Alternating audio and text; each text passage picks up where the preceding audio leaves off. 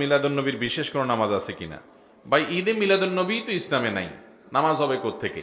নবী করিম সাল্লাল্লাহু সাল্লামের জন্ম হয়েছে এটা সত্য, কিন্তু এই জন্ম উপলক্ষে কোনো ঈদ বা কোনো উৎসবের নির্দেশ কোরআন বা হাদিস কোথাও আমাদেরকে দেওয়া। একজন মুসলমানের আদেশ নিষেধ পাওয়ার জায়গা কোনটা? কোরআন এবং হাদিস।